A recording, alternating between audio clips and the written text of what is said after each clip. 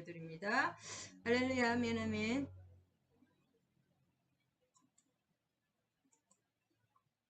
병거를 불살르라.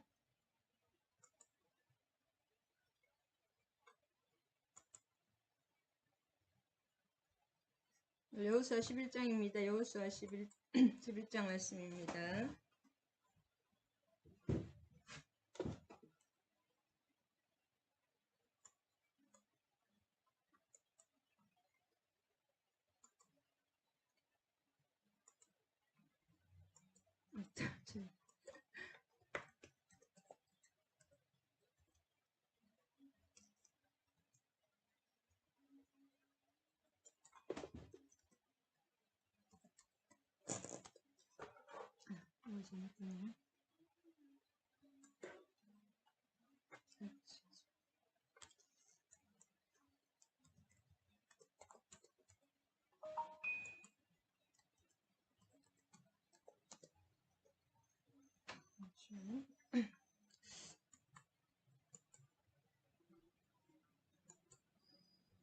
여호수아 11장이 왔습니다. 할렐루야.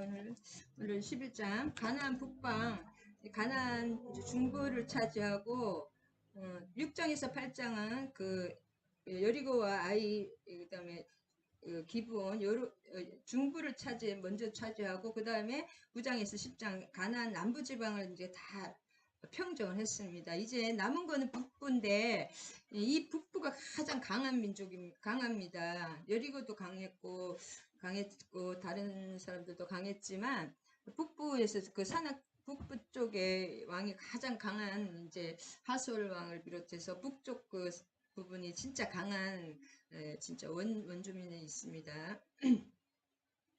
그래서 북부 지방을 이제 싸우는, 북부 지방을 점령하는 그 과정인데, 11장을 요약해 보면 이스라엘의 하솔 정복 기사입니다. 다른 족속들의 몰락 소식을 들은 가나안 북부 지역의 족속들이 이제 라합이나 기브온 족속처럼 하나님의 권능을 깨닫고, 또 하나님 이렇게 라합과 그 기브온 족속을 하나님 보여주신 것은, 하나님은 무작정 그냥 다 하시는 것이 아니라 또 자기 백성을 다 믿기로 작정된 사람은 다 구원하고, 내가 하나님의 소식을 듣고 그 마음이 그 복음의 소식을 이미 다 들었습니다. 이 사람들도 듣는 사람들은 다 구원하시는 거예요. 우리도 지금 이방인 사람이었잖아요. 그런 것처럼 실제로 이방이 많이 들어가 있는 것 같아요. 우리 하나님의 예수님의 족보에도 보면. 그래서 하나님의 권능을 깨닫고 하나님의 돌아왔다면 이 사람들도 다 구원을 얻었을 것입니다. 그러나 그들은 애굽의 바로처럼, 성경은 항상 좀 대비하면서 비교하면서 보면 좋은데, 바로가 그 10가지 재앙, 6가지 재앙이면 끝까지 이렇게 했다가 또 돌이키고 또 돌이키고, 바로의 마음을 완악하게 한 것은 누구예요? 이스라엘을 대적해서 진멸당했는데, 하나님은 어떻게 바로를 일부러 악하게 했다는 말도 있지만은, 믿지 않는 자들은 그냥 항상 이렇게 어둠 쪽으로 끌려갑니다. 그냥 그대로 우리도 마찬가지였는데, 이 세상 바다 물속에서 빠져 죽는 거잖아요. 세상 바다라고 비교하는데, 그 바닷물에서 허우적거리면서 죽어가는 사람들을 우리는 하나님의 선택 장로교에서 예정하셔서 다 예정된 사람, 믿기로 작정된 사람들은 다 믿더라, 이렇게 한다는 그 하나님의 주권이 우선입니다. 인간의 노력도 중요하지만. 그래서 근데 이 하솔란 야빈이 이 소식을 다 들었어요. 그리고 이제 그 쳐들어온다는 소식뿐이 아니라 여리고 소식, 아이 소식, 또 라합 소식, 기브온 족속이 또 히위 족속인데 기브온만 빼서 이렇게 항복하고 들어갔다는, 다 살려줬잖아요. 그런 소식, 또 다 남방의 왕들이 다 점령당했다. 특별히 남방에서는 어떤 것이 있었어요? 초자연적인 기적이 다 해가 멈추는 기적, 그런 기적 소식을 다 들었습니다. 그러면서도 끝까지 완악하면 하나님의 택함을 받지 못했나 봐요. 야빈 왕과 이런 왕들이.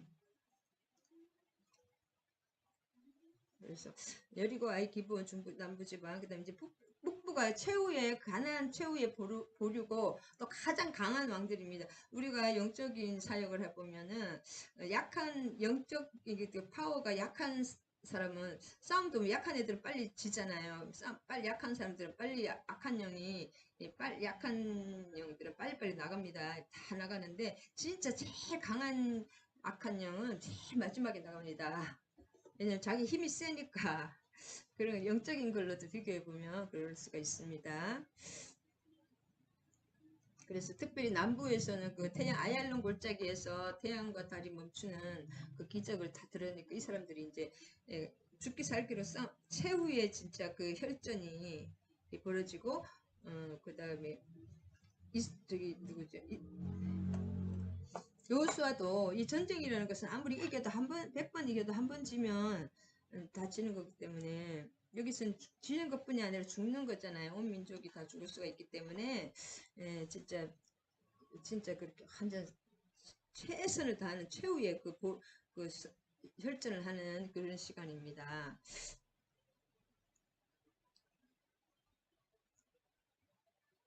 그다음에 5년간에 이제 여기 전쟁이 북부 지역 이제 총 7년 정도 걸렸거든요. 갈렙의 나이를 계산해 보면. 그래서 가나안 전쟁이 7년 정도 maybe 대략 7년 정도인데 2년은 아까 남부까지 다 2년 그다음에 이제 5년이 이게 금방 죽은 것 같이 이렇게 금방 싸운 것 같이 오랜 동안 싸웠다고 나옵니다.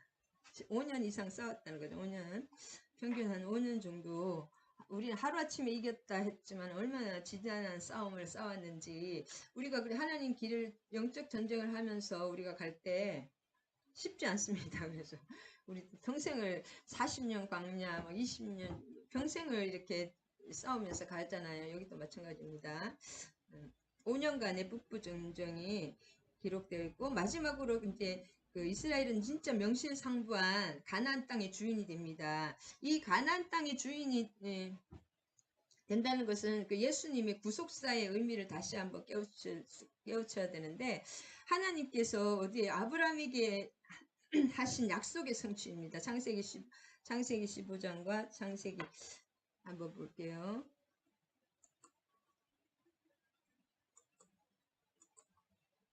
창세기 15장 우리 길을 가는 것은 항상 우연이라 일시적으로 뭐 갑자기 된 것이 아니라 창세기에 하나님 벌써 창세 이전에 이 창세기에 쓰여질 땐 하나님의 창세기 그 전에 계획을 했다는 거죠.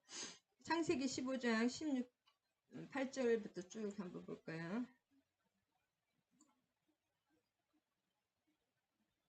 9절입니다. 창세기에는 우리 성경 전체와 우리 전체의 삶의 그 뭐랄까 그 계획서가 다 들어 있습니다. 창세기를 알면 또 전체를 다 할 수 있습니다. 창세기와 계시록의 처음과 나중이죠. 그래서 이 구절을 보면 여호와께서 이르시되 나를 위해 지금 아브라함에게 약속하신 거잖아요. 아브라함이 여호와를 믿으니 여호와께서 그를 그 의로 여겼다는 것이 아닙니까? 우리가 뭘 해서 의로운 게 하나님을 믿지 않는 것이 가장 큰 죄고 하나님을 믿는 것이 가장 의입니다. 예수님을 믿는 것이. 그래서 그러면 어떻게 이 땅을 주어서 소유를 삼게 하나님을 믿으니 의롭게 여기고 내게 주여 소유를 삼게 하려고 너를 갈대아의 우르에서 이끌어낸 여호와 하나님이라. 하나님이 선택을 했었죠. 아브라함 한 사람을 한 가족을 그가 이르되 주 여호와여 이 땅을 소유로 받을 것을 무엇으로 알릴까?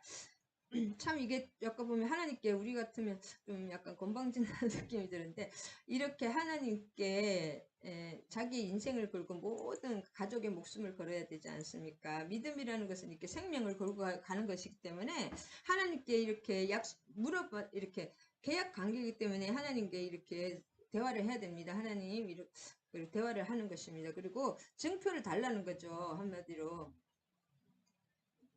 그래서 히스기야도 그랬잖아요. 히스기야가 낫게 해준다니까 선지자에게 그러면 하나님이 나를 낫게 해준다는 것을 증표를 무엇으로 알릴까? 그래서 증표를 반드시 구하는 거예요. 그래서 해 그림자가 뒤로 10도 넘어가는 그 증표를 저도 보면 이렇게 당당하게 하나님께서 내 병을 낫게 할 증표를 달라고 하잖아요.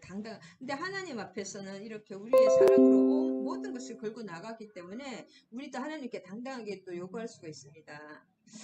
그래서 여호와의 이 땅을 소유로 받을 것을 무엇으로 알릴까? 증표를 달라 이거죠. 우리가 뭘 해도 계약서가 있어야 되고, 뭐 돈을 줘야지 또 계약이 넘겨주잖아요. 물건을 돈을 줘야지 이런 다 계약 관계입니다. 하나님과도. 그래서 언약, 신약, 구약이잖아요. 하나님과 우리는 계약 관계입니다. 이 땅을 소유를 받을 그 계약서를 달라는 거죠. 그럼 계약서를 쓰자. 그러면 여호와께서 이르시되 나를 위하여 3년 된 암소와 3년 된 암염소와 3년 된 순양. 암소와 암염소와 순양이죠. 양만 순양입니다. 이 순양이 예수님 같아요. 제가 다른 건 암소인데 우리는 신부고 예수님은 신랑이시잖아요. 산비둘기와 젖비둘기를 가지다. 그러니까 예수님의 생애가 3년 동안 3년을 상징하는 것이 모든 것은 예수 그리스도를 상징한다. 그리고 그분의 십자가를 향하여 화살표가 맞춰져 있습니다. 그 다음에 아브라함이 그 모든 것을 가져다가 그 중간을 쪼개고 쪼갠 것을 마주대하. 그러니까 쪼개는 이때 구약 요상시에는 이렇게 계약서가 이게 짐승을 아주 큰 계약일수록 더 많은 짐승과 더 많은 것들이 쪼개지겠죠. 그래서 골고루 다 쪼개지 빈틈없이. 그 다음에 작은 새들은 쪼갤 것이 없으니까 쪼개지를 않지만 큰 것들은 다 쪼갭니다. 가릅니다. 가운데를. 그래서 양쪽에 놓고 그 두 사람이 그 가운데를 지나가면은 그게 계약이 성립되는데 내가 이 계약을 깬다면 이 짐승처럼 몸이 쪼개지겠다는 약속입니다. 그러니까 죽음을 가지고 약속을 하는 것입니다. 내가 약속을 깰 때는 죽겠다. 그래서 그렇게 배를 짐승들을 다 반으로 갈랐을 때 저녁이 돼가지고 하나님께서 벌써 아브라함에게 너는 반드시 알라. 내 자손이 이방에서 개게 되어 그들을 섬기겠고 그들은 400년 동안 내 자손을 괴롭히되. 애굽에 400년 동안 있었던 거 이런 것도 다 하나님의 계획이 있습니다. 그는 내가 징벌할지며 그 나라를 징벌하신다고. 그 후에 내 자손이 큰 재물을 이끌고 나오리라. 너는 장수하다가 16절부터 나옵니다. 내 자손은 4대 만에 이 땅으로 돌아와서 지금 아브라함도 가나안 땅에 있잖아요. 가나안 땅으로 다시 돌아와서 아무리 족속의 재앙이 가득 차지 아니함이라. 4대 만에 하나님 심판할 때도 죄의 무게를 달아보고 심판을 하십니다. 그래서 해가 져서 어두울 때 연기 나는 화로가 보이며 타는 횃불이 쪼갠 고기 사이로 지나더라. 그러면 아브라함도 지나갔겠죠. 그러면 하나님이 지나가는 것은 불로 나옵니다. 하나님이 불이 되어서 하나님이 불에 쌓여 계시잖아요.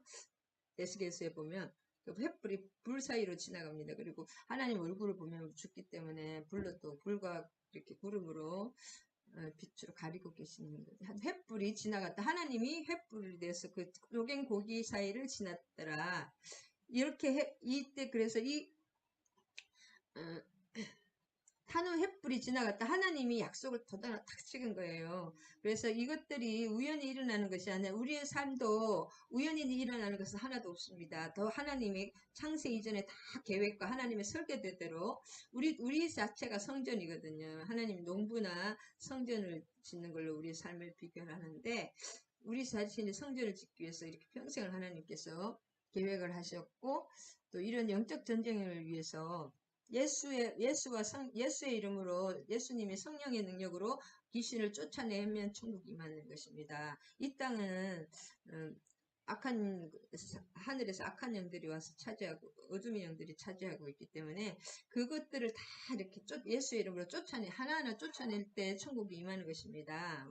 우리의 그 마음에도 마찬가지로 모든 미워하는 마음, 악한 마음이 들어와 있는데 그것을 성령의 능력으로 예수 이름으로 쫓아내야 됩니다. 우리 마음부터 쫓아내야 됩니다. 어디까지 했죠, 갑자기? 그래서 여리고도 쭉 이렇게 했는데 이 전쟁이 얼마나 컸는지 여리고는 32km 제곱킬로미터였거든요. 근데 이 하솔은 여리고는 견고한 땅이 하솔은 넓은 땅이거든요. 그래서 그 800km입니다. 제곱킬로미터. 그래서 한 2.25배가 더 여리고보다 큰 성이에요. 이 하솔만 쳐도 그 북부 전체에 가장 강한 왕이 하솔 왕이었습니다. 그 다음에 이 하솔왕 야빈이라는 이름은 이제 그 왕의 이름을 야빈이라고 합니다. 야빈은 지혜자라는 뜻이거든요. 그래서 이 야빈의 이름이 계속 앞으로도 나오는데 이 사람이 아니라 그 왕의 왕호칭 그 블레셋 왕의 이름은 아비멜렉이었고 야빈 왕은 이 하솔 이런 지방에 계속 그 왕 이름이 계속 바로처럼 그렇게 나가는 것입니다. 그 다음에 이 요새란 뜻이거든요. 하솔은 굉장히 요새화되어 있다는 그 중심지 북부의 완전히 중심지였습니다. 제가 이거 찾아놨는데 어디 갔나? 그래서 이 하솔은 요 밑에 이제 에발산과 그리심산과 에발산에서 제사를 지내고 쭉 올라옵니다. 이렇게 올라오면은 이 갈릴리 호수 이 갈릴리 호수가 가장 기름진 것 같아요. 옛날이나 오늘이나. 여기가 뭐지? 헐몬산, 여기 눈이 있는 그 산에서 쭉 이게 갈릴리 호수 밑에 요단강, 그 밑에는 점점 물이 줄어들어서 사해가 됩니다. 이렇게 물이 연결되는 그 헐몬산 여기 위에 있습니다. 헐몬산에 눈이 녹아서 이렇게 내려오면서 하솔 갈릴리 위쪽입니다. 갈릴리 위쪽. 15km 여기인데 이 사람이 이 하솔 왕이 가장 강했습니다. 이 게데스라는 것은 긴네롯이라고 지금 2절에 나오는데 긴네롯 긴네롯이 뭐니 게데스입니다.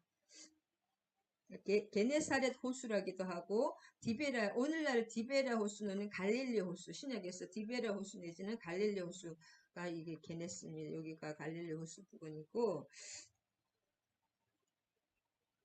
그렇습니다. 악사베나 이 시므로는 약간 이쪽 지중해 쪽이고 여기 산지와 그 갈릴리 호수 쪽입니다.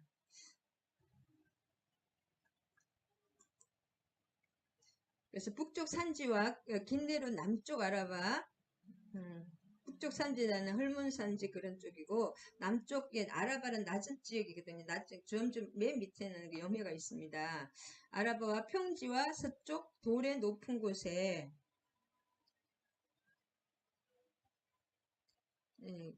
있습니다. 이거 하기 전에 제가 하나 빠지네요.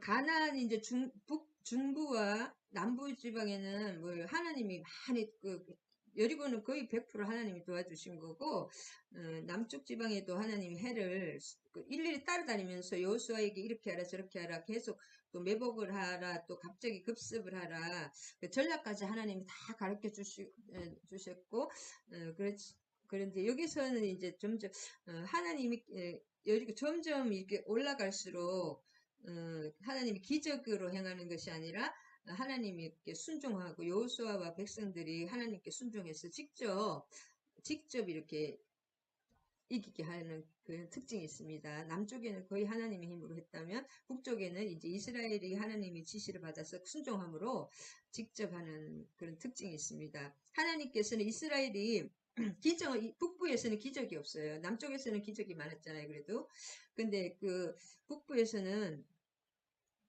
하나님께서 그냥 기적이 그러니까 우리가 신앙생활을 할 때도 처음에는 기적으로 또 하나님 많은 은혜를 저도 그런 것 같아요. 기적으로 다 주시지만은 조금 장성할수록 이제 기적보다는 하나님께 순종함으로써 하나님의 말씀으로 이렇게 우리가 직접 이렇게 우리가 직접 하고 하나님이 지혜와 계시를 주고 인도하실 때 우리가 직접 하고 기적이 점점 줄어든다고 합니다.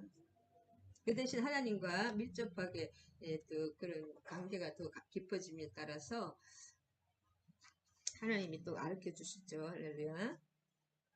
그 다음에 긴네롯 남쪽 아라바 평지 서쪽 돌의 높은 지역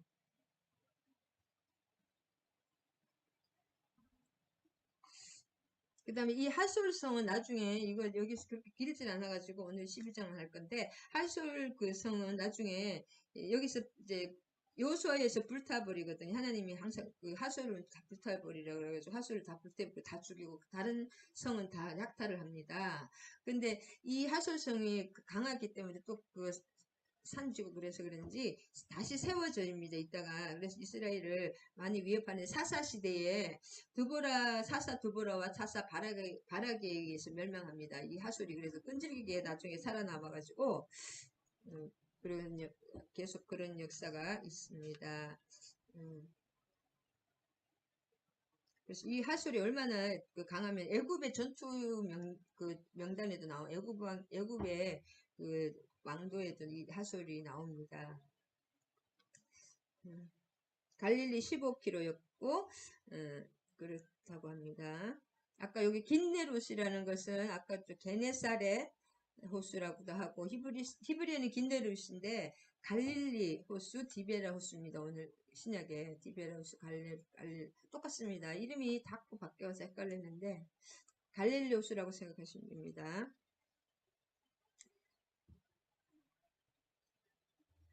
여기 헤르몬산 있죠. 헤르몬산, 홀문산이라기도 하고 제일 북쪽에 있는 얼음이 덮인 산이잖아요. 헬문산은 은색의 산이라는 뜻고 눈이 많으니까 헬문산에 얼음이 녹아가지고 쭉 물이 돼서 갈릴리와 요단과 밑으로 쭉 그 사해까지 내려갑니다. 그러니까 이스라엘의 최북단입니다. 헬문산 위에 히위 족속에게 사람을 보냅니다. 히위 족속 중에서 기브온 족속은 이미 이스라엘에게 투항을 했고 그 종노릇을 하게 됐잖아요. 이스라엘에게 갖고 나머지 히위 족속이 또 있었습니다. 그 사람들이 다 연합으로 동맹으로 이제는 죽기 살기로 이쪽에 죽지 않으면 이스라엘이 망하지 않으면 우리가 죽는다. 둘 중에 이제 완전히 최후의 그 목숨을 건 그 사투가 벌어집니다. 혈전이라 그랬죠. 전쟁이. 그 다음에 이 당시 그 이스라엘 땅이 강원도 정도밖에 안 되잖아요. 이스라엘 이 가나안 땅이. 근데 또 여기서도 지금 남부는 잘랐으니 북쪽이면 그 강원도의 반 정도밖에 안 되는 땅인데 해변에 모래같이 많은 사람을 다 데리고 나온 거죠. 그들이 모든 군대를 거느리고 나왔으니 그 백성이 많아서 해변에 수많은 모래 같고 말과 병거도 심이 많았으니 이제는 모든 싸울 수 있는 사람 다 싸우는 거예요. 그러니까 해변에 모래같이 이 요세푸스 유대 역사학자 요세푸스에 의하면 30만 명이라고 합니다. 30만 대군. 그 다음에 기병이 10,000명이고 병거가 20,000이기 때문에 기병도 엄청나게 많잖아요. 33만 정도. 엄청나게 진짜 바다에 꽉 채웠죠. 그 좁은 공간에 꽉 차가지고 그런 상태입니다. 최대한으로 다 모든 것을 걸고 나옵니다. 이 악한 세력도 포기하지 않고 끝까지 싸우는 것을 볼 수가 있습니다. 끈질깁니다. 그래서 이 왕들이 나와서 싸울 때 이제 메론 물가에서 함께 진쳤습니다. 메론 물가도 아까 갈릴리 그 소북방 이쪽 소북방이 한 15km 이스라엘 최고의 끝입니다. 위로 벼랑 끝에 이제 나와서 싸우는 것입니다. 한마디로 이 메론 물가 자체도 위치도 또 제일 끝이고 갈릴리 그 위 서북방 그래서 여기서 이제 가나안 주인이 누구냐 주인은 살고 쫓겨나는 사람 죽는 한판 승부였고 그 다음에 함께 진치다 여기 메론 물가에 다 연합으로 이제 북부 연합군이 형성돼서 싸우는 것이죠. 이 사람들도 원래 뿔뿔이 자기 그 왕이 따로 있었는데 이제는 이스라엘을 너무 세다 그래가지고 한꺼번에 이제 그 아까 뭐예요 하솔 왕 야빈이 제일 세니까 그쪽으로 다 연합군으로 동맹군으로 북부 연합이 됩니다. 근데 여기서 제일 중요한 게 영적 전쟁이나 실제 전쟁 우리의 삶의 그런 전쟁에서 제일 중요한 게 여호와께서 하나님께서 말씀하시는 게 제일 중요해요. 여호와께서 여호수아에게 이르시되 이들로 말미암아 두려워하지 하지 말. 우리는 항상 두려워하게 되고 염려 근심을 하게 됩니다. 문제가 있으면 약하기 때문에 인간이기 때문에 그렇지만 하나님 항상 강하고 담대하라 366번 말씀하십니다. 내일 이맘때에 내가 그들을 이스라엘 앞에 넘겨 주어 몰살시키리니 너는 그들의 말 뒷발에 힘줄을 끊고 그들의 병거를 불사르리라 하리라. 예, 실제로 전투를 하고 있는 사람은 이스라엘 백성이지만 궁극적으로 승리케 해주시는 분은 누구예요? 여호와께서 하나님께서 승리를 해주. 우리가 살면서 우리가 막 내 힘으로 하는 것 같아도 하나님이 승리하게 해주시는 사실을 분명하게 해주십니다. 그리고 왜냐하면 또 그들을 이기면 또 이 사람들의 병거가 아까 3만 정도 된다 그랬잖아요. 기병이 10,000명, 병거가 2만. 병거 2만이면 진짜 핵무기나 마찬가지 어마어마하게 좋은 거잖아요. 싸움. 최고의 전쟁 무기인데 이것을 불사르라는 거예요. 말이 있으면 기병이 얼마나 힘이 있습니까? 징기스칸이 기병으로서 세계를 좁혔는데 걸어가는 거하고 말 타러 가는 거하고 천지 차이죠. 싸울 때도. 그래서 병거를 다 그 모든 군사 물자를 다 불사르고 그 말을 이제 힘줄을 끌으면 전쟁으로서는 사용할 수 없거든요. 그냥 용사나 사살 사용할 수밖에 없고 말에 힘이 없잖아요. 말이 달릴 수 없게 힘줄을 끊어버리는 거예요. 뒷발에. 아킬레스건을 끊어버리면은 힘을 못 씁니다. 말도 그렇게 하라는 거예요. 그러니까 도저히 이해가 안 되는 명령을 하시는 것입니다.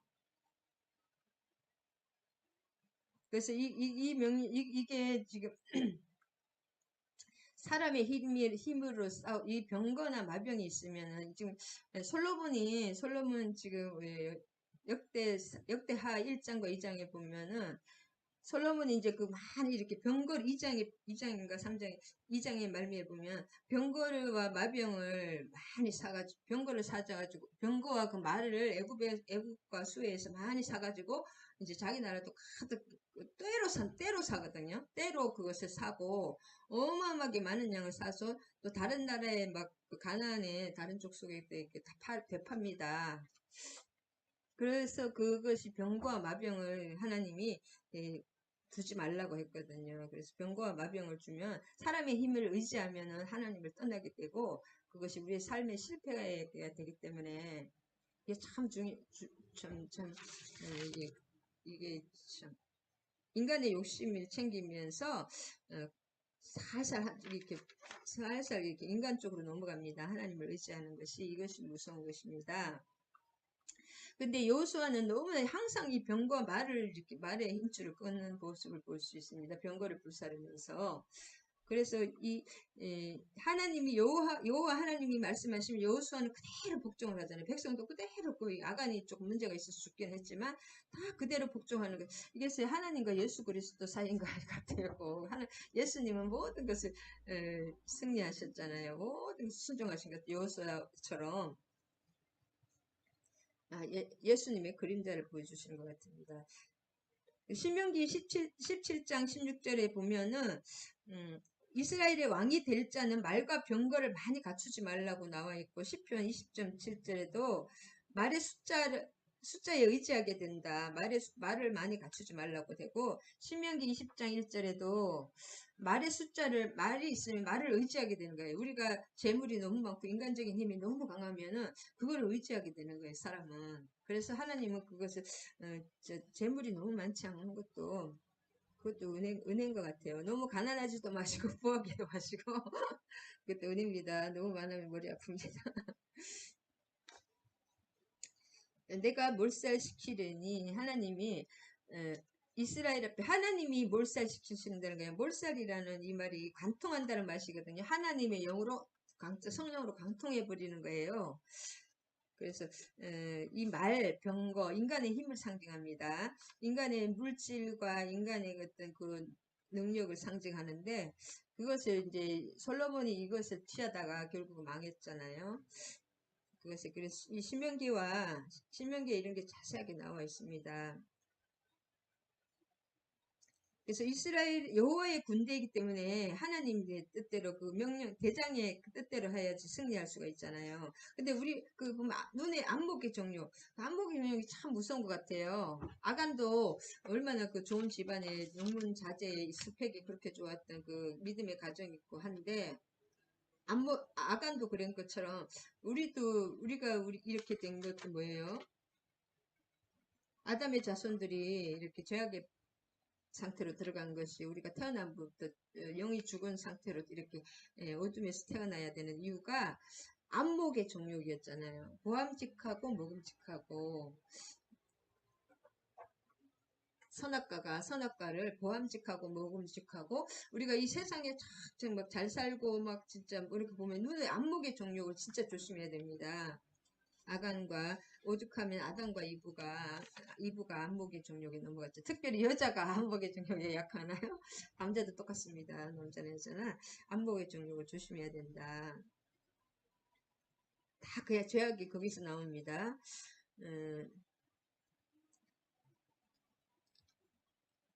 그래서 진짜 인간적으로 치면 군인으로서 말과 병거를 무기를 가지고 있어야지 승리가 되잖아요. 진짜 이해가 안 되는 말이죠.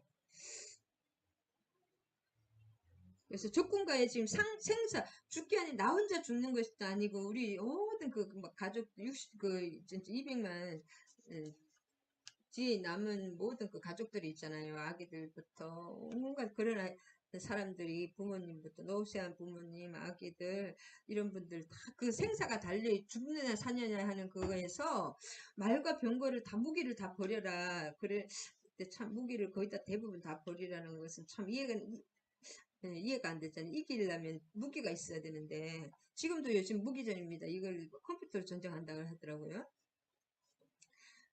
그러나 세상의 말과 병거를 의지하지 않은 이것이 믿음의 결단입니다. 믿음은 목숨을 걸어야 되는 것 같아요. 하나님이 안 해주시면 죽잖아요. 그러나 오직 전쟁을 홀로 주관하시는 능력의 하나님 여호와만을 의지해야 했으며 또한 진정 무적의 군대가 될 수 있어요. 이렇게 이게 참 하나님의 믿음은 좀 아이러니 역설인 것 같아요. 우리가 버려야지 죽어야지 살고 육신이 죽어야지 영으로 살고 내 것이 혼적인 거 육적인 게 다 죽어야지 영이 삽니다. 그래서 이것은 진짜 믿음이 신약의 모든 사람이나 구약의 사람들도 믿음이 믿는다 말이 쉽지 목숨을 걸지 않으면 믿을 수가 없습니다. 실은. 그래서 신약에서도 다 네로 시대고 네로 시대는 악한 시대였기 때문에 신약에도 믿는다는 것은 목숨을 걸어야 됩니다. 지금도 이스라엘이나 이슬람의 이스라엘도 지금 믿으면은 그 가문에서 그 장사를 지낸대요. 내가 기독교를 묻게 되면 유대인들이 그 가족의 장사를 실제로 장례식을 한답니다. 진짜 죽었다고 치는 거고, 모든 것을 이제 이렇게 아이솔레이션 시키는 거, 제외시키는, 죽은 사람으로 딱, 실제로 장사를 지낸다고 하더라고요. 유대인 풍습에, 지금도.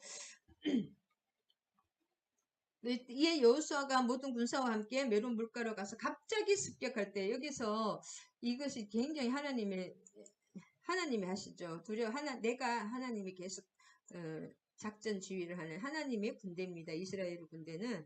그래서 갑자기 기습이잖아요. 기습. 저번에 아이 때도 기습을 했는데, 그리고 아이 때는 좀 매복을 했고, 남방왕 할 때, 동맹할 때, 동맹군들은 숫자가 많고, 이렇게 연합할 시간이 하기 때문에 기습작전이 굉장히 좋다고, 숫자가 적을 때나, 또 그 지리를 모르잖아요. 여호수아는. 이 사람들은 얼마나 그 지형 지물을 잘 이용하겠습니까? 그래서 모든 것이 딱 정립이 돼가지고 딱 기다리다가 죽이면은 다 당할 수밖에 없기 때문에 기습을 한다. 매복이 아니라 갑자기 습격하는 이게 군사작전입니다.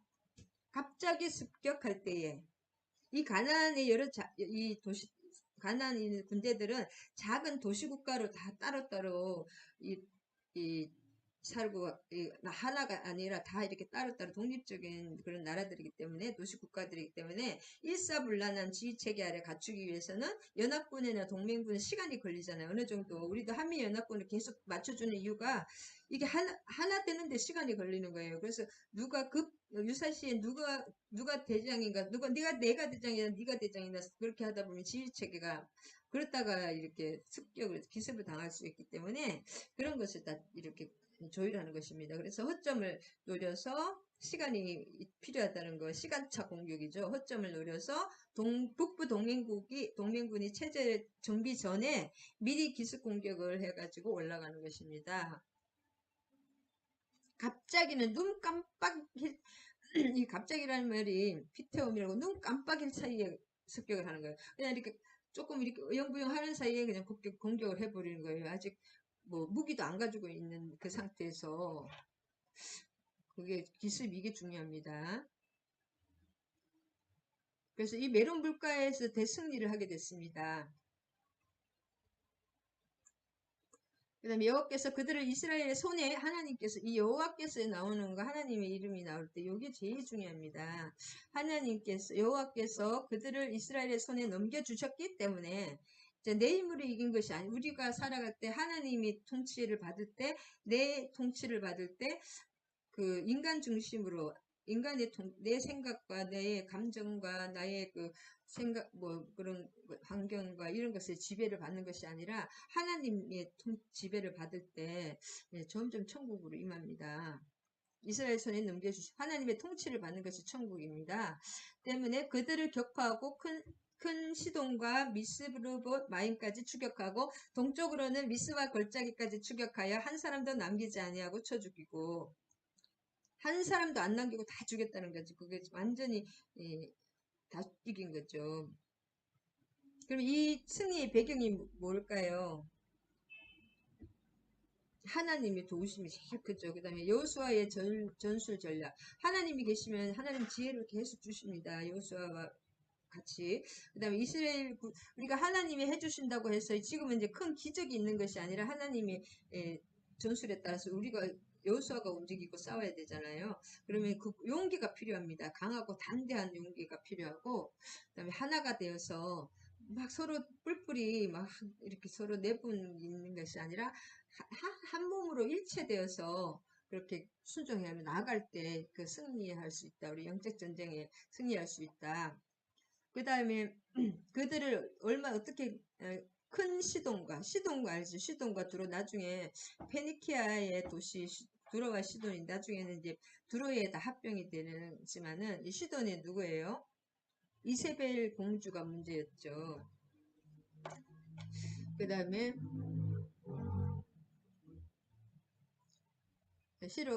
시돈과 두로는 이제 페니키아인데 큰 시돈과 이 시돈은 함의 손자라고 합니다. 주전 2000년에 시돈에 의해서 함의 손자 시돈에 의해서 건축된 그 도시라서 시돈이라고 하는 함의 손자 함 알죠? 함 가나안의 아버지 가나안의 아들이겠죠. 그러니까 시돈 이 시돈은 왜 두로와 시돈은 그 지중해에 붙어 있잖아요. 해상 상업 도시로 유명합니다. 그래서 다윗 시대 이후에는 두로에 편입됩니다. 그 다음에 미스르봇 마임 이거는 뭐냐면 미스르봇 마임까지 이겼다는 건데 미스르봇 여기 더우물이란 뜻이거든요. 지금 여기서 여기 온천지대로 봅니다. 온천지 시돈 가까운 곳인데 더우물이란 뜻이거든요. 미스르봇 그 이름을 보면은 거기가 지금도 엘 나쿠라라는 온천지대라고 합니다. 지금도 온천이 그 지방이 온천이 많다고 합니다. 그 다음에 미스바 골짜기 골짜기까지 추적하여 다 한 사람도 죽지 않고 10절부터 칼날로 죽였다는 거 있잖아요. 계속 칼날로 여호수아가 여호와께서 하나님 이름이 나올 때는 진짜 동그라미 별표 100개 해야 됩니다. 여호와께서 자기에게 명령하신 대로 행하여 하나님께서 자기에게 명령하신 대로 행하여 그들의 뭘 잘랐어요? 말 뒷발에 힘줄을 끊고 그들의 병거를 불살랐더라. 이것은 말은 쉽지만은 이거 굉장히 힘든 것입니다. 왜냐면 군인이 없으면은 군대의 모든 그 최고의 무기를 다 불살랐다는 것은 좀 이해가 안 되잖아요. 지금 계속 우리 군수물자를 사야 되는데 그래서 하나님의 뜻대로 우리가 이해가 되지 않을 때도 하나님이 명령하실 때는 반드시 그것을 순종해 나가는 것입니다. 그래 이스라엘 그 여호수아서에서 그 가나안을 다 차지하고 진짜 그 기적적으로 그 가나안에 몇 년이에요. 어마어마한 세월이 흘러서 그 사람들 잘 살고 있던 사람들 다 쫓아내는 그 사람 그것을 한 배경이 뭐예요? 순종입니다. 순종. 하나님의 말씀에 순종하는 여호와의 말씀에 순종하는 거. 내가 내 힘으로 병거를 쌓은 게 아니잖아요. 그것을 계속 병거를 불살르고 그런 것을 볼 수가 있습니다. 그래서 우리 하나님의 백성으로서 세상 것을 의지하면은 처음에는 계속 그 눈이 막 그 안목의 정욕으로 뭔가 막 내가 힘이 있어야 되고 뭔가 해야 될 것 같고 그런데 그것을 반드시 잘라야 됩니다. 지금도 교회가 나중에 좀 축복받으면 꼭 그걸로 인해서 인간의 욕심을 챙기고 막 헌금이 너무 많이 나와가지고 서로 애돌리고 그러다가 문제가 생기잖아요. 그래서 하나님 눈으로 승리해야 된다. 이것을 우리가 아무리 강조해도 지나치지 않다. 말의 뒤꿈치를 끊는다는 거, 힘줄을. 병거를 불살르고 병거를 불살른다. 그 다음에 하솔 왕을 그 나라의 머리였다는데 대장이었죠. 그 모든 나라의 대장이 하솔이에요. 하솔이 가장 강한 사람들이 이제 그 다른 사람이 복종하고 그 사람이 다른 사람을 또 보호해 주잖아요. 군사적으로도 정치적으로도. 그래서 칼날로 죽였다. 성경에서 칼날로 죽였다는 것은 구약에서 다 심판을 뜻합니다. 이 사람들이 여호수아가 그냥 내 욕심으로 내 땅을 하나 더 차지하기 위해서 죽인 것이 아니라 이 사람 아모리족 속에 제가 간영할 때까지 4대를 기다린 거예요. 이 죄도 하나님이 우리를 법적으로 타당하게 해야 되기 때문에 하나님도 법대로 하지 막 밉다고 그냥 빨리 그렇게 안 됩니다. 아모리족 속에 창세기에 보면 15장인가요? 아모리족 속에 죄가 찰 때까지 4대를 기다렸거든요. 그럼 이 사람들이 죄가 찰 때까지 수간이라든지 말도 못하게 들어왔습니다. 이 짐승처럼 악했거든요. 막 사람 복된다는 거, 복준다는 건 다 한 거예요. 자식을 불에 태워서 인신제사를 지내지 않나 하여튼 악한 짓을 하거나 악한 짓은 다 했기 때문에 하나님의 대리자로서 칼날로 이렇게 심판하는 것입니다. 심판자 역할을 하는 거죠. 우리가 심판이라든지 심판과 구원은 이 사람들은 심판이고 또 기브온 족속이나 라합에게는 구원이 있잖아요. 이스라엘에게도 구원이고 심판과 구원은 동시에 온다. 그냥 하나님 무작정 십자가 없이 그냥 구원하지 못하고 십자가 없이 부활이 없듯이 그 죄에 대한 어떤 그 해결이 이 심판이 있은 후에 구원이 옵니다. 우리도 우리의 삶에서 아직 하나님이 십자가를 통과하지 못한 부분은 십자가에 육적인 부분이 죽어야 되고 다시 영적으로 태어나야지 천국에 임합니다. 그래서 우리 삶은 육이 죽는 과정인 것 같아요. 죽은 자와 함께 하신다고 하십니다. 죽은 자, 육신이 죽은 자. 네, 여호와의 종 칼날 12절에도 칼날을 여호와의 종 모세가 명한 것 같이 하였으며 12절에서 여호와의 종 모세가 성경은 계속 일맥상통합니다. 서로 맥이 통합니다. 아브라함과 모세와 지금 여호수아가 다 연결되는 거죠. 이 하나님의 약속이 성취되는 과정이다. 그 다음에 하솔만 불살랐고 번제를 드린 거예요. 하나님께 이 죄에 대해서 완전히 그러고 다른 성읍들은 불살르지 않아요. 왜냐하면 하솔만 첫 번째 열매는 항상 다 하나님께 드리잖아요. 번제로 드리구나 하나님께 드리고 첫 열매는 하나님께 올려드리고 다른 성읍들은 뭐예요? 다른 성읍들은 이 성읍들의 모든 재물과 가축은 이스라엘 자손들이 탈취하게 된다는 것이에요. 탈취한다는 그 연어에 보면 사람은 칼날로 쳐서 멸하고 호흡이 있는 자는 하나도 남기지 말라. 이것이 신명기 20장에 다 호흡이 있는 자는 창세기에도 다 죽이라고 나와 있습니다. 신명기 20장 16절에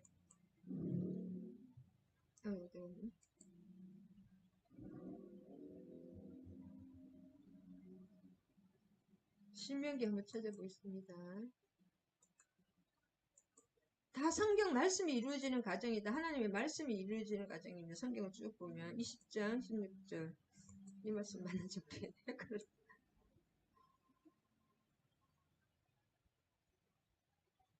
잠깐만요. 이게 아브라함이 하시는 말씀 있죠.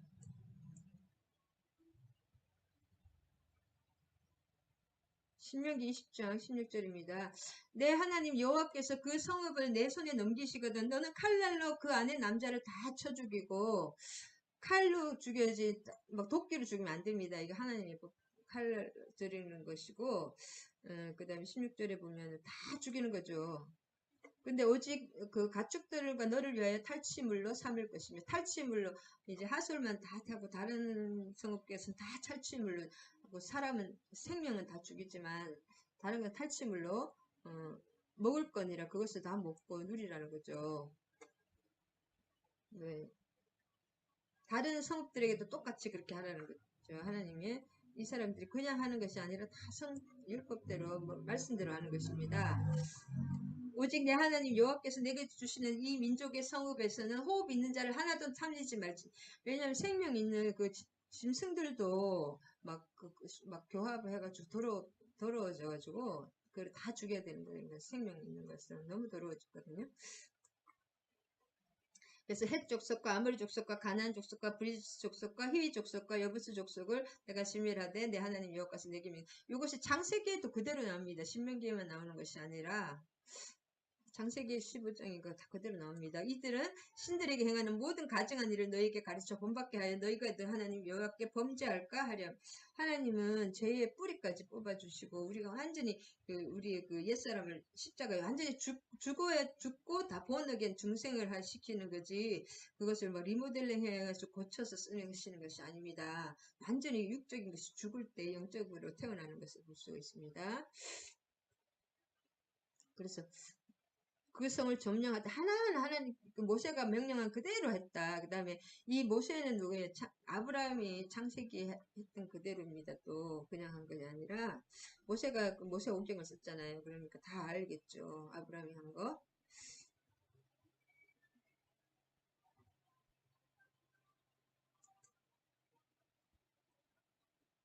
그래서 호흡 있는 자를 하나도 남기지 않았더라. 그냥 기분 나빠서 죽인 것이 아니라 다 하나님의 말씀대로 하나님 말씀하시고 그대로 순종할 때 모든 영적 전쟁의 승리의 비결입니다. 여호와께서 그의 종 모세에게 명령하신 것을 모세는 여호수아에게 명령하셨고 여호수아는 그대로 행하여 여호와께서 모세에게 명령하신 것을 하나도 행하지 아니한 것이 없었더라. 그럼 하나님이 신명 모세오경을 다 썼잖아요. 그러면 모세에게 다 말씀하신 것을 모세는 누구예요? 여호수아에게 명령하고 여호수아는 명령해서 백성들은 다 하나가 됐습니다. 하나님의 뜻은 하나다.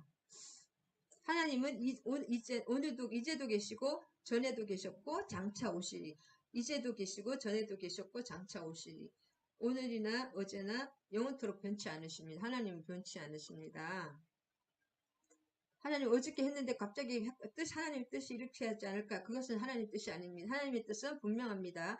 오늘 해야 될까 말아야 될까? 하나님 뜻이 아닙니다. 하나님이 기도해서 하나님이 어떻게 움직이고 뭐 바꾸려 할 때까지 그냥 그 자리에서 열심히 충성을 하고 열심히 또 그 일을 하고 그 자리에 계시면 됩니다.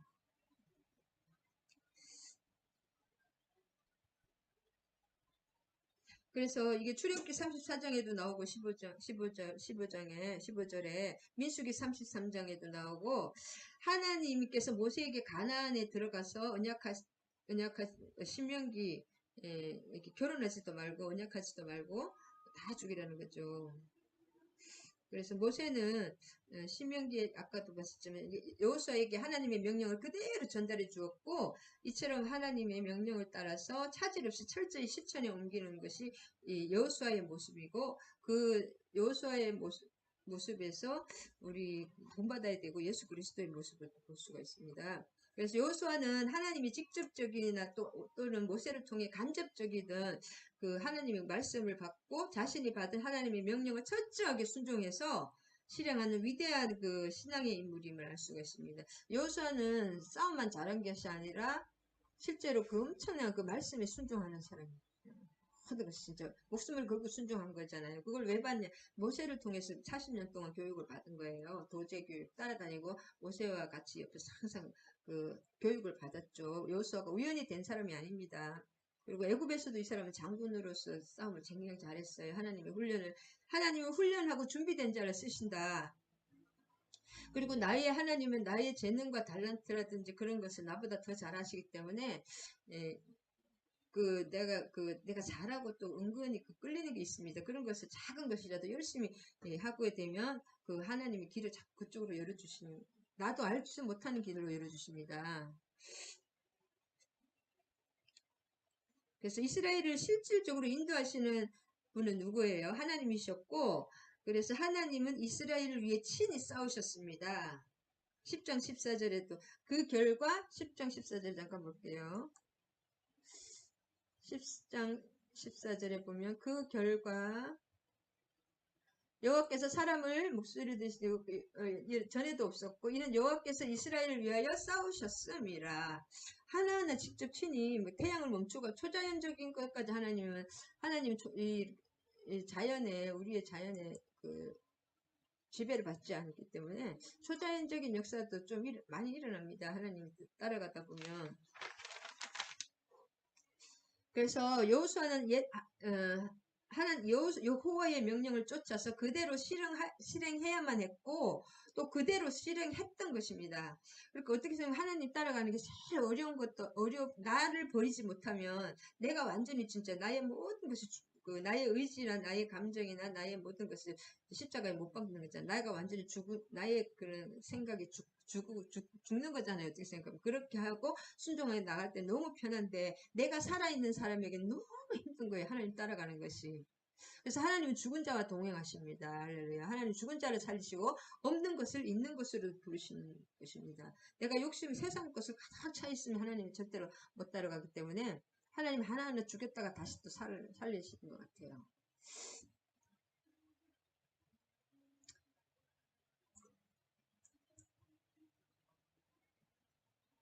여기서 11장 가면 안 되죠. 11장입니다.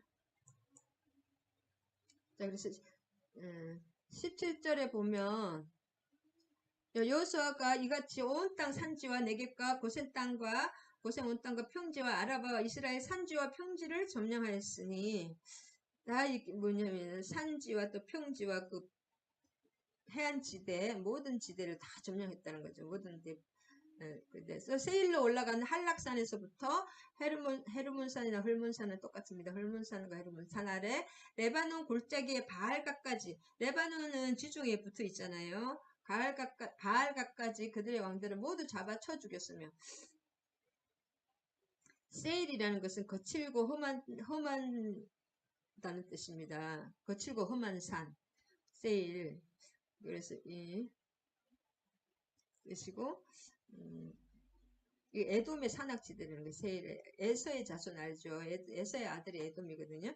그 사해 아라바 거친 그 사람들은 굉장히 산 사람이잖아요. 싸움을 잘하고 거칠고 세일산 거칠다 험한 산이다. 그 다음에 한락산은 뭐냐면 한락산이 여기 나옵니다. 올라가는 한락산은 뭐냐면은 민둥산이라는 뜻이거든요. 민둥산 가나안의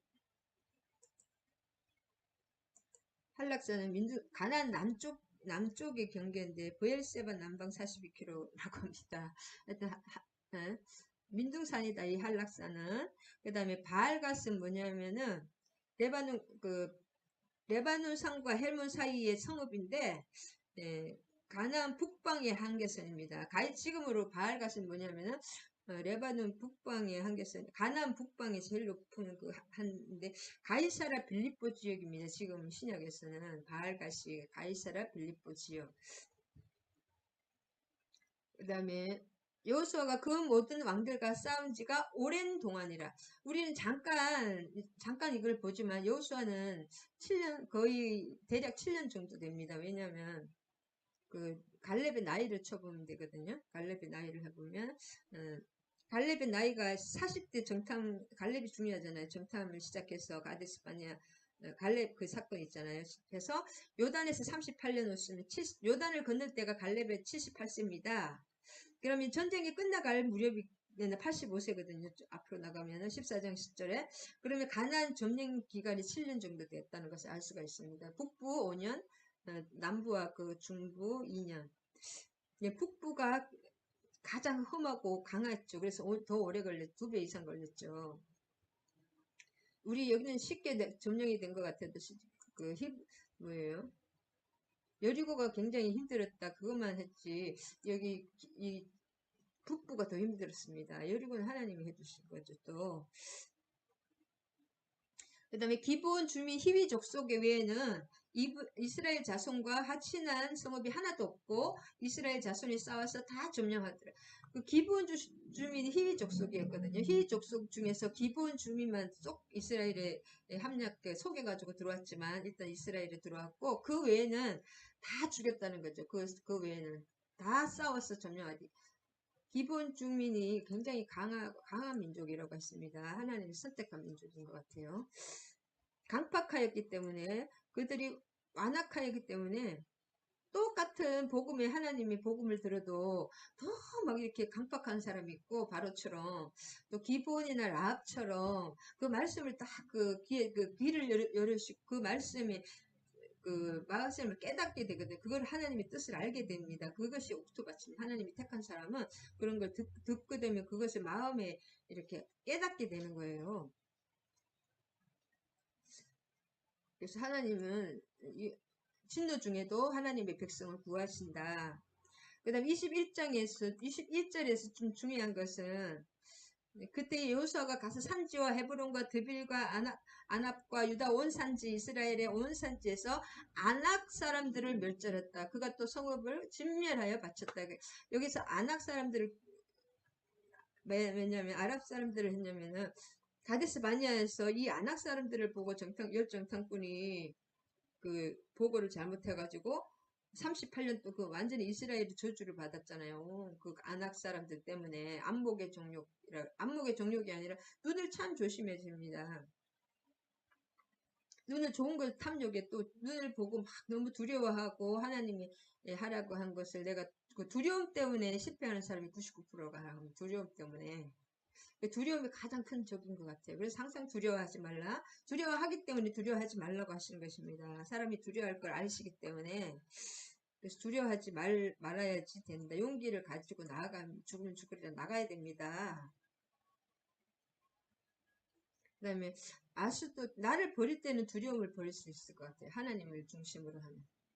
나를 막 내 체면을 생각하고 부끄럽고 막 이럴 땐 두려움이 오고 하지만 나를 버릴 때 두려움이 없습니다. 22절에 아스돗이 나옵니다.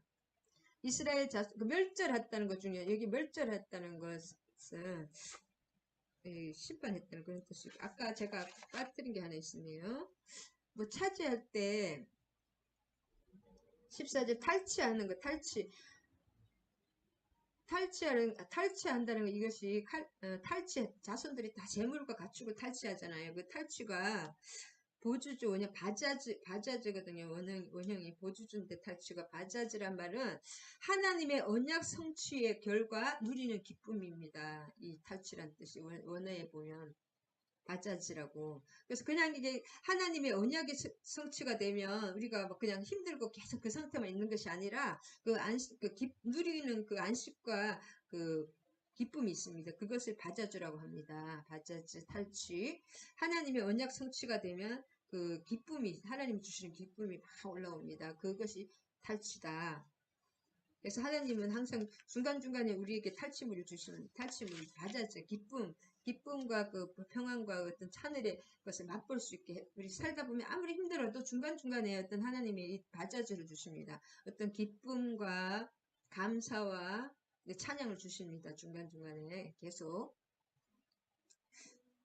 바자주 하나님의 말씀이 성취될 때 바자주가 온다. 어디까지 했더라? 아스돗 22절 아스돗 이제 아스도 지방에 있는 이스라엘 자손의 땅에는 아낙 자손들이 다 죽었어. 아낙 자손 거인들이잖아요.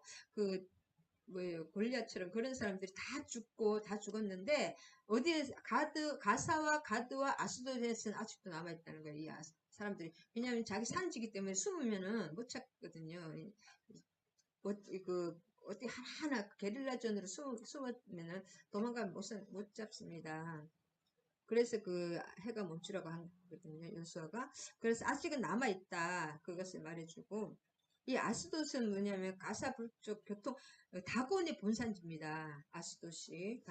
다곤의 그 다곤 신전이 있거든요. 다곤 신전에 있는 곳이고, 이 땅, 아스돗, 이게 굉장히 강했는데 끝까지 남아가지고, 우시아 왕이죠. 아사랴 왕이 정복하고 요새화했습니다. 그 다음에 신약에는 이게 아소도입니다. 바울이 아소도에서 복음 전할 아소도입니다.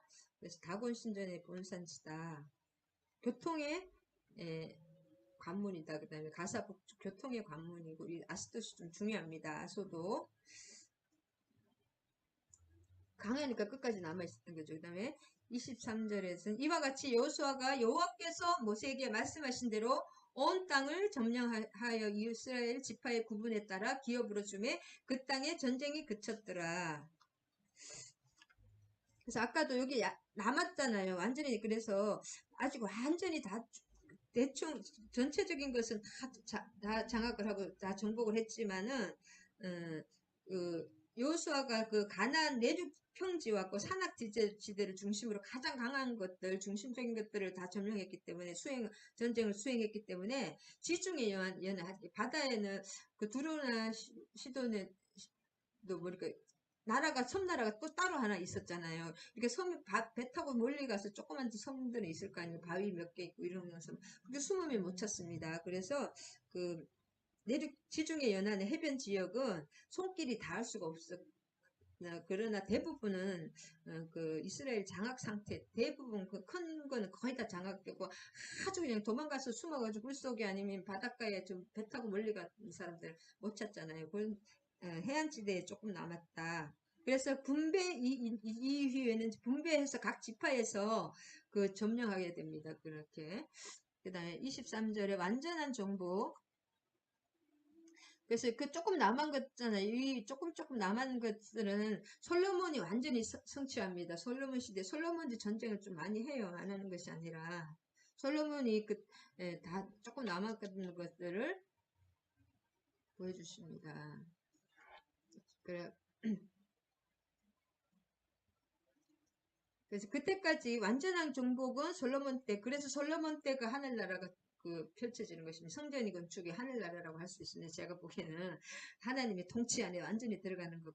그러면은 실질적으로 모두 정복할 수가 있는 것은 솔로몬 때고, 지금은 이제 대작 거의 잔챙이 조금 남았던 것은 솔로몬이 다 하고 또 12지파가 일부분. 그래서 하나님의 나라, 우리가 항상 영적 전쟁을 해서 큰 것들 하나님이 다 해주셨지만 작은 것들, 나의 작은 습관이라든지 악한 말 습관, 악한 또 감정, 뭐 분내는 습관, 그런 것은 이제 작은 전쟁들은 내가 해야 된다. 할렐루야.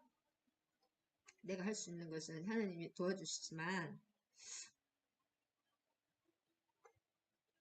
네, 가나안 땅 분배를 이제 13장에서 19장까지는 가나안 땅 분배입니다. 12장은 아직 없고, 여기까지 하겠습니다. 이와 같이 여호와께서 모세에게 말씀하신 대로 온 땅을 점령하여 이스라엘의 지파에게 다 기업으로 남겨주니 그 땅에 전쟁이 그쳤더라. 영적 전쟁을 완전히 승리한 거죠. 조금 남은 구석은 있지만 요것은 우리가 해야 되는 것입니다. 우리 하나님이 다 해주는데 시끄럽게 조금 있는 거 그거는 이미 다 이긴 전쟁에 뭐랄까 그 패잔병들 한두 명 남은 거는 우리가 처리해야 됩니다.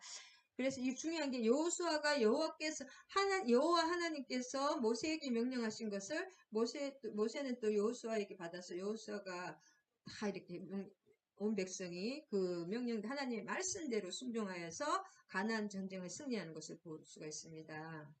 그래서 이것은 뭐예요? 우연히 그렇게 된 것이 아니라 하나님이 창세 이전에 창세기에 다 계획이 되어 있고 설계도까지 다 되어 있다. 하나님. 설계도를 하나님이 다윗에게 줄 때는 그러면 하나님이 갑자기 써가지고 다윗에게 준 것이 아닙니다. 이미 하나님의 계획은 다 돼. 이 말씀은 우리에게 주신 때가 있겠지만 그 전에 하나님 다 계획이 되어 있다고. 주의 책에 다 기록이 되어 있다고 나오는 시편에 우리의 일생이 주의 책에 다 기록이 되어 있다고 되어 있습니다. 할렐루야. 오늘 두서없이 또 약간 우리는 공부하는 식으로 제가 공부를 하고 있기 때문에 학술적으로 조금 해서 좀 그렇긴 한데 여러분 여기서 또 말씀 다 깨달으시기 바랍니다. 아멘. 오늘 주님 감사합니다. 오늘 여호수아 11장에 대해서 아까도 그게 굉장히 중요한 것 같으네요. 여기 23절이 핵심인 것 같습니다. 크라이막스. 하나님께서 태초에 창조하시고 모든 것을 계획하시고 예정하신 것을 하나님께서 또 모세에게 아브라함에게 또 모세에게 또 여호수아에게 지금 현재 신약을 통해서 또 현실에 우리에게까지 말씀을 준들해 주신 것을 믿습니다. 가나안 여호수아와 온 백성이 가나안 정복 불가능한 그 정복의 전쟁의 승리의 비결은 하나님의 말씀에 온전히 순종하며 하나님을 사랑하고 그분을 섬기며 그분에게 모든 우리의 포커스를 맞추고 그 시각을 고정시키고 그분의 말씀의 그 주모가 하나님의 그 주인의 말을 기다리는 것처럼 종이 하나님의 입에서 나오는 그 말씀대로 온전히 받아서 실행했고 순종의 비결이 되는 것을 배웠습니다. 우리가 어제나 오늘이 영원토록 변치 않고 세상이 다 망해도 변치 않고 다 이루어지는 하나님의 그 1.1억 다 이루어지는 그 정금보다 그 순금보다 귀한 하나님의 말씀의 터 위에 서서 믿음으로 하나님께 순종해 나갈 때 하나님의 그 천국의 역사 하늘을 이 땅에 지어내는 귀한 역사 모든 예수 이름으로 악한 영들을 쫓아내고 세방을 말하며 살아가는 천국을 건설하는 저와 우리 지체들이 되게 하여 주실 주님을 찬양합니다. 모든 말씀 예수 그리스도 이름 받들어 감사드리며 기도드립니다. 아멘.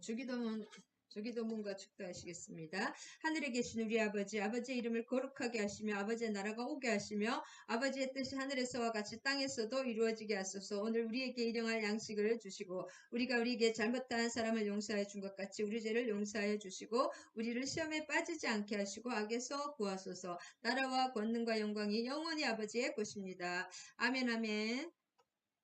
세 번역으로 했습니다.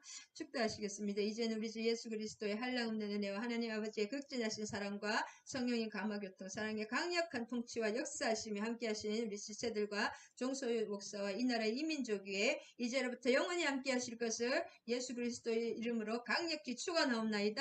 알렐루야 아멘 아멘. 사랑하고 축복합니다. 묵상하시고 기도하시기 바랍니다.